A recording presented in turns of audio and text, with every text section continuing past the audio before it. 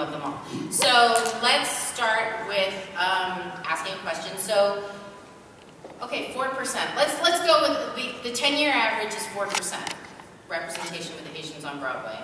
Anybody have any thoughts about what it's like to be part of the 4%?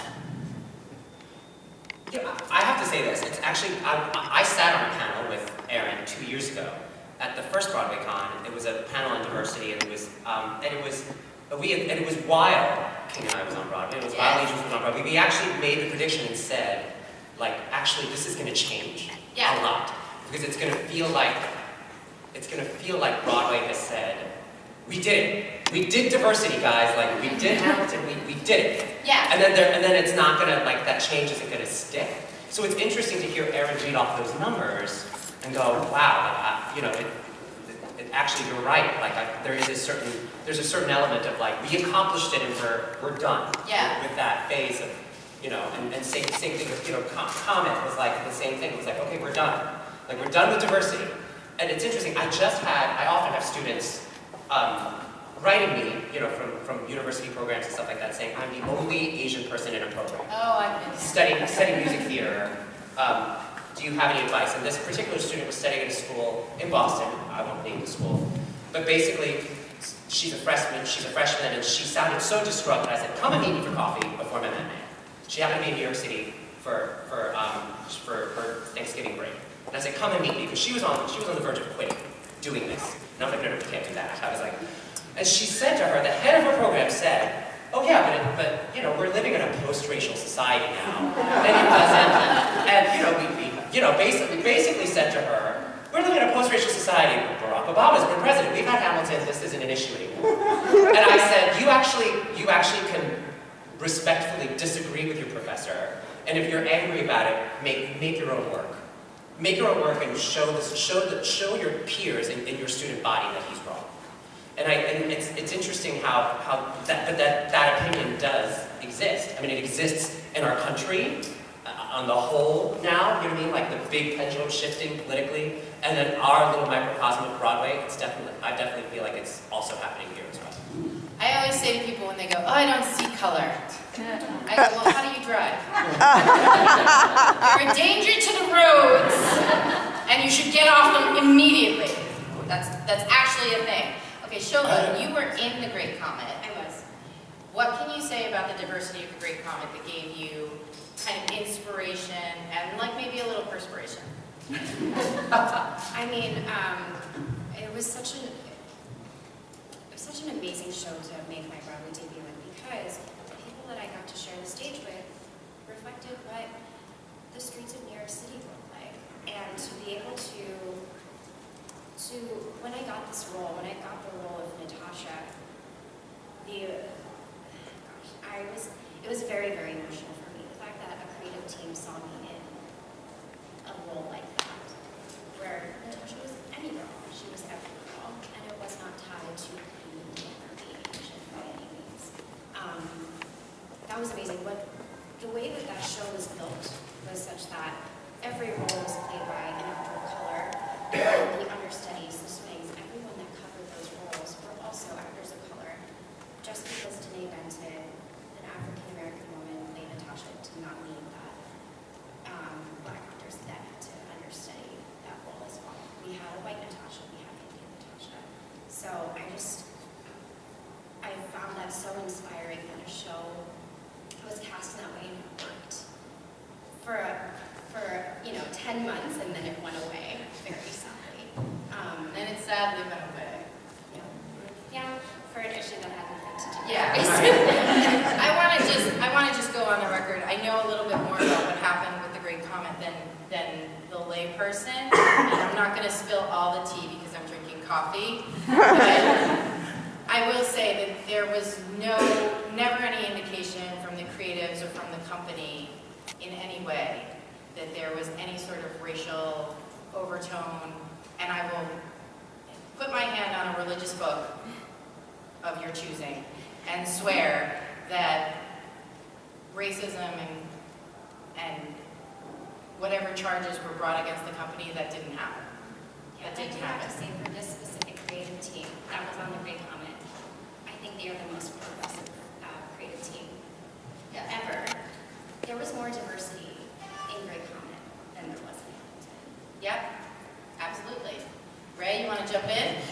say, a pet peeve of mine is when people say, oh, we're being diverse by casting an Asian role Asian.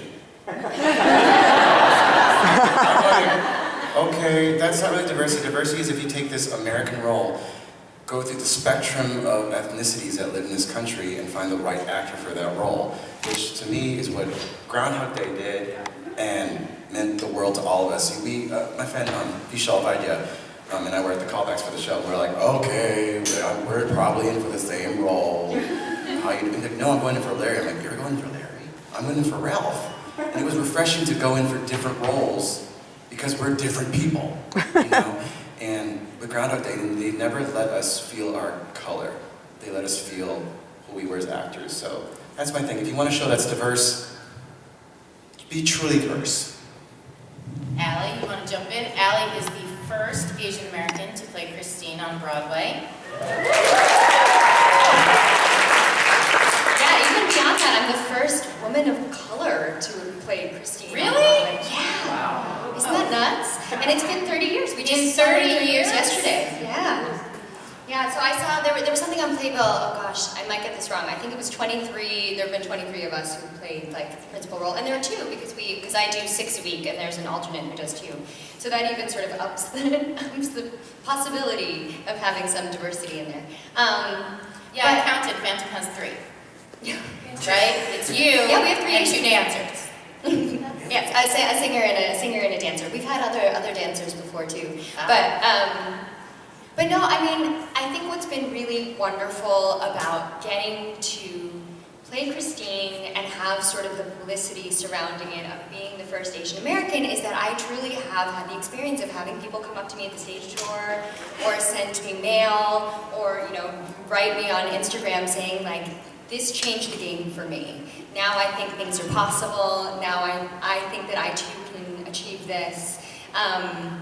Which is incredible, which is why diversity is so important. You know, I personally know that I was inspired by watching Lea Salonga play Ebony in Les Mis. She was incredible, and it wasn't an Asian-specific role. And I thought, oh, you know, this is what diversity is. This is why this is important. And so to now be in that position, I think is really special. And I will say, and I tend to repeat this on my blog, but the idea that any one country is only one color is wrong. Anywhere that you had a port city and trade routes, there were people of color. Okay? As far back as the Crusades, when people were in England, with medieval England, you think was mainly Caucasian, and you would be right for the general population, but there are paintings that hang in British museums that show people of color, you know, on crusade. And that's really important. Like, I just did my DNA test, and I found out I'm 1% Scandinavian. What? I'm also part Maori, never knew, and Central Asian, so I'm like every AA in the AAPI. I am now like, I'm just gonna go, Erin, Quill, AAPI. But what is important about that is, like, without having done my own DNA, I would not know that I am living what I talk. I am the product of trade routes and conquering nations and invasions, and everybody here is. Like, and I exist because people of all different kinds existed in the past and somehow met and somehow came together. And that's really important as a person of color to acknowledge and embrace that just because Broadway and Hollywood tell you we're not allowed to drink from the same water fountain-ish, not to co-opt that experience, it doesn't mean that we weren't there. We've always been there. And we've actually been there since the beginning of Broadway, since the beginning of Hollywood. But we kind of get washed out.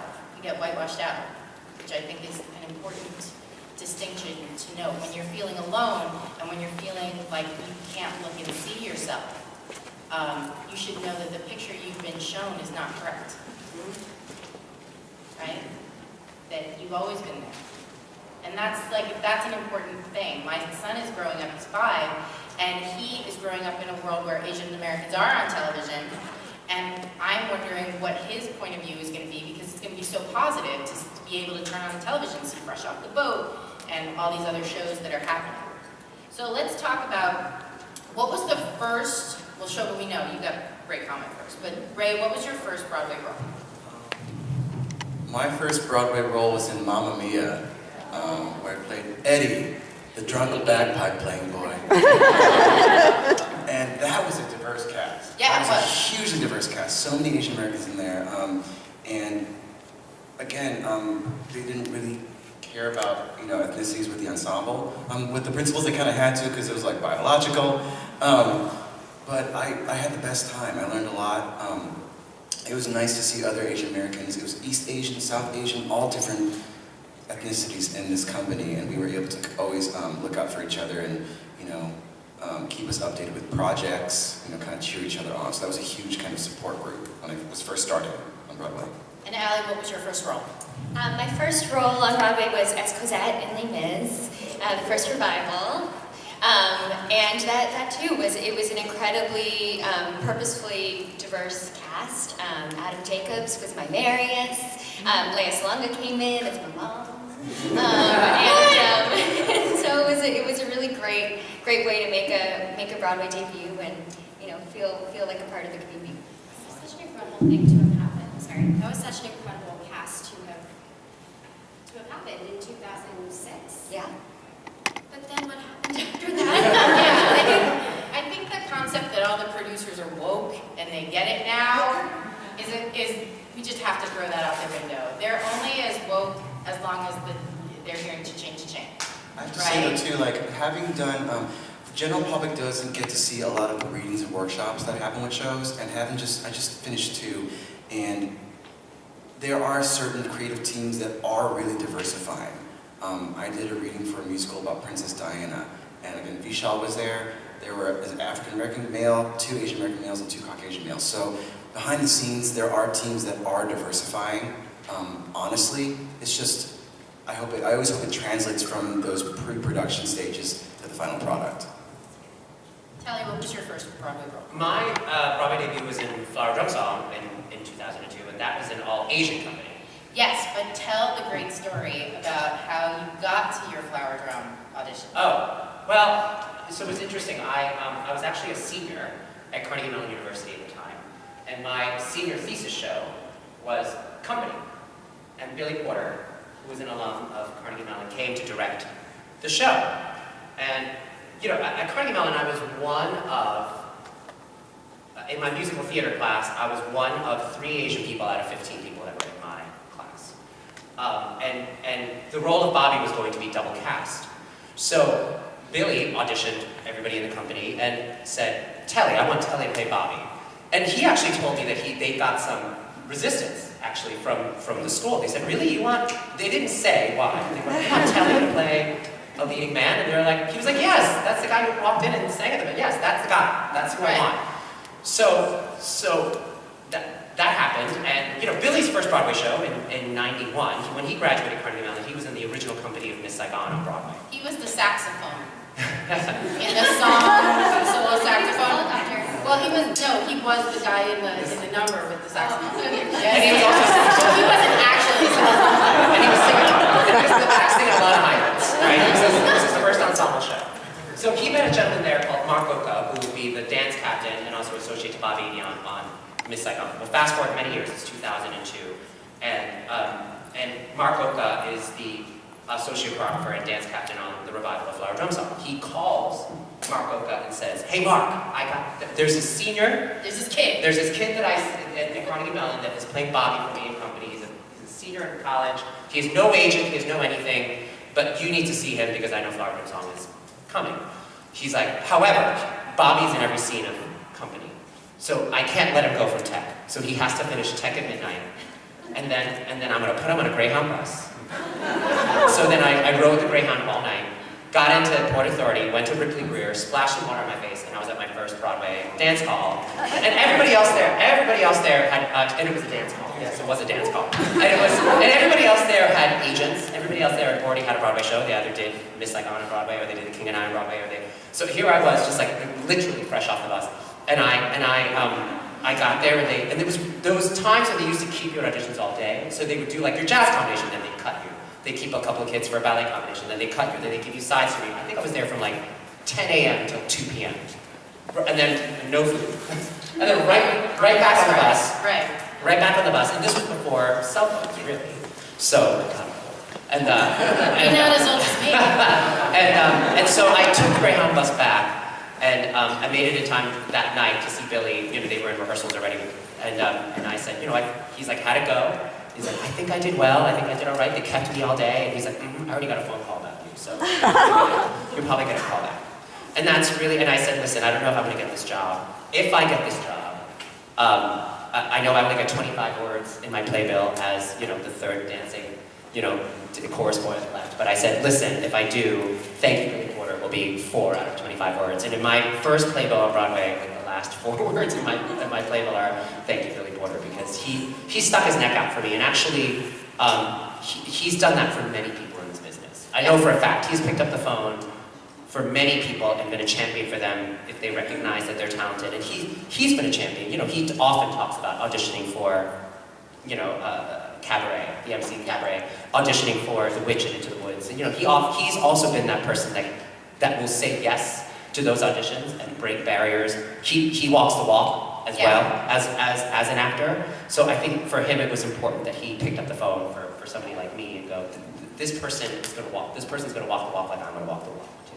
And I think that's really an important story. You know, I think that you have to acknowledge the people that helped you, and that not everybody looks the same, and that we all need to kind of lean on each other as people of color. And I know now that I'm in the position that I'm in, I do it. Now I am. I'm taking that kid out for coffee who's like going to give up on college. Right. Because they feel like, do you know what I mean? Because I feel like it's important to kind of pass on that thing where we are all advocating for each other and advocating for each other's presence in this business for generations to come. Not just your generation, but like forever and ever. So, you know what I mean? So it is important that all of you are in this room. That's right. Right now, because you'll leave this room as advocates, hopefully. You know? Right. And Ray, do you want to say anything about being a parent?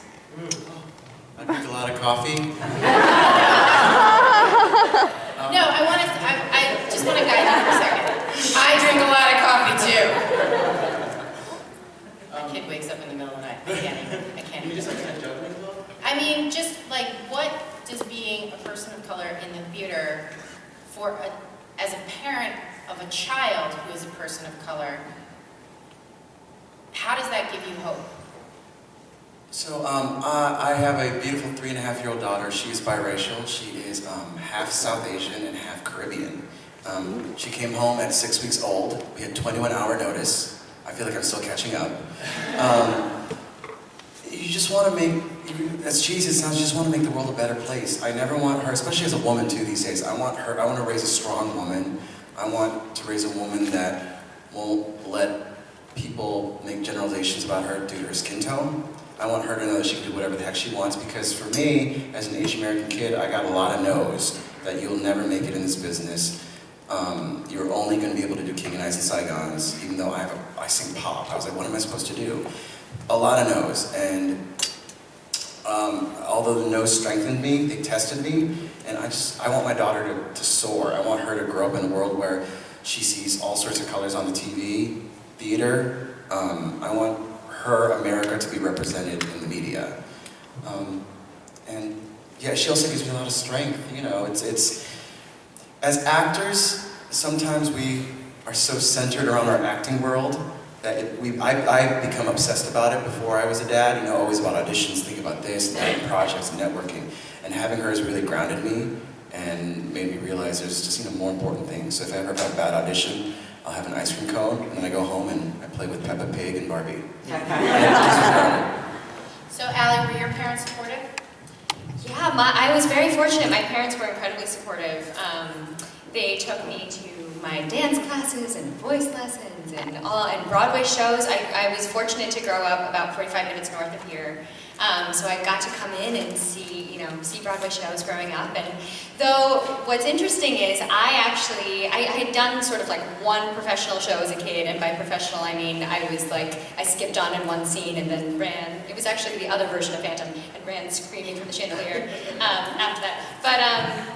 But I decided that, I knew the business was really difficult. I thought I would see if I could find something else that I was similarly passionate about and continue to focus on academics, which may have been my decision. It may have been my parents whispering in my ear in the middle of the night while I was sleeping, saying, study hard still.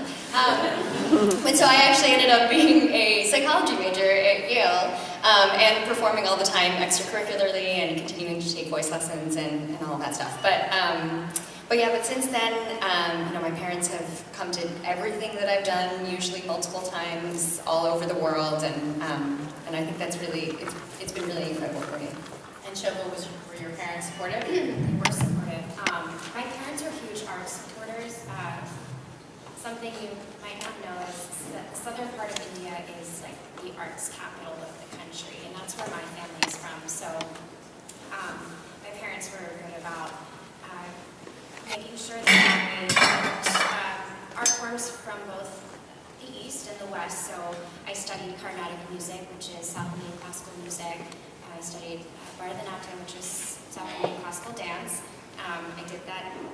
I still do it professionally, but I also competed and performed in India through college, and then I kind of had to put it on pause for this.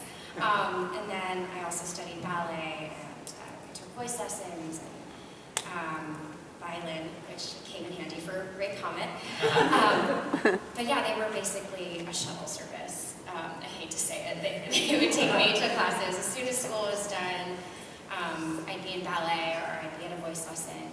Our weekends were just consumed with my lessons, and then pretty much every weekend I was in some sort of concert with them, sitting next to them, absorbing as much as I could. So they were huge supporters, and I have to say this on the record, that's not how most Indian parents are, and I fully acknowledge that.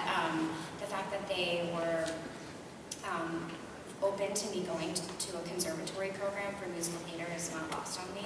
It is very, very rare to have that and have that much faith in your kid, knowing that there are approximately 0 roles for Indian actors. I mean, I think the Aya in Secret Garden is really, truly the only one, besides Bombay Dreams, I guess. Right. Well, there's Bombay Dreams. I mean, it was really important.